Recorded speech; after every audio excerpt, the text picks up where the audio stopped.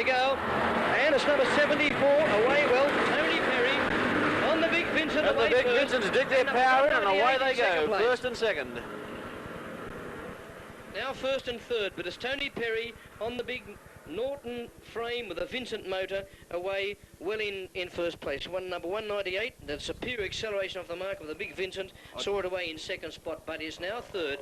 Because another marshal with his prop stand. Anyone at the top of the hill who can tell the marshal he's got his prop stand down, would you please do so? He doesn't know it as yet.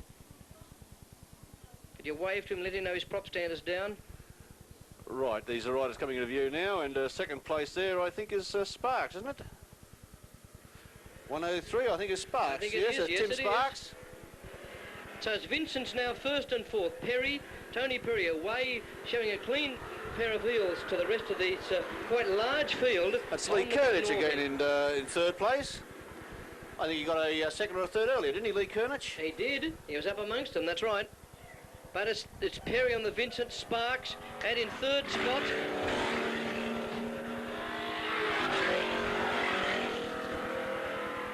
The Vincent back in fourth spot is only about Kempsley, fifth, and as I stream past the commentary box, too many of these machines to name or to number, we cast our eyes again on the far side of the circuit to see where the leader may happen to be. Looking to Mazda Curve now to see it should be Tony Perrey back into view, and it is Tony Perrey. No, it's Tony Perrey. Oh, using all of the track and a little bit more beside. But in second place, Sparks closing the gap and under brakes into Honda corner. Tries an outside passing move, changes tactics, comes on the inside, still can't quite do that. But it's under brakes. It's the Vincent still trying desperately to hold Sparks at bay. But Sparks through into first place.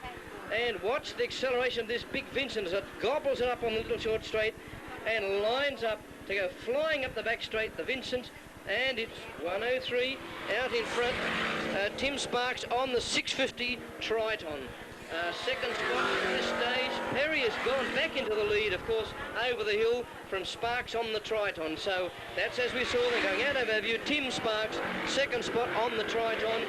Let's watch the far side of the circuit and try to pick up the leaders as they come back into our view as a whole gaggle of mid-range machines go under our commentary box. Here they come almost side by side into Mazda corner.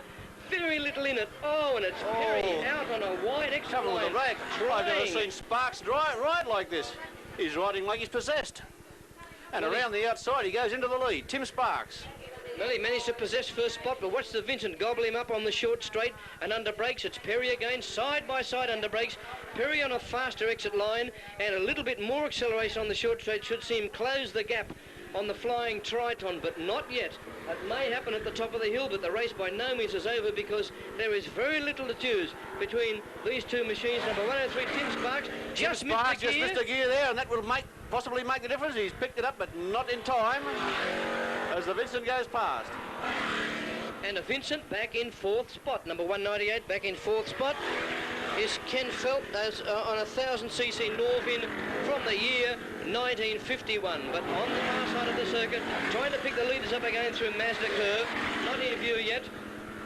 Just waiting for them to come into view now, and here they come, side by side once again. It's Sparks and it's Perrey. Perrey in second spot, down into the braking area, into Honda corner. It's Tim Sparks. Sparks was really fly around that loop to get out there once again. I thought he'd go it away when he missed that gear. But look at them, one behind the other as they come down. Now they're coming into the braking area, both sitting up.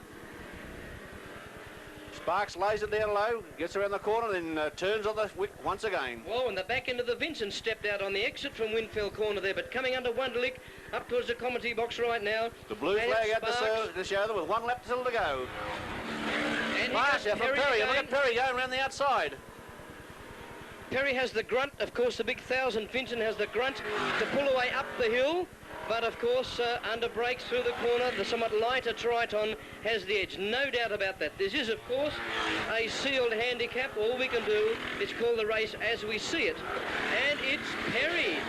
Perrey is clear this time through. Still Vincent in the lead. And Sparks coming at him once again, not to be beaten.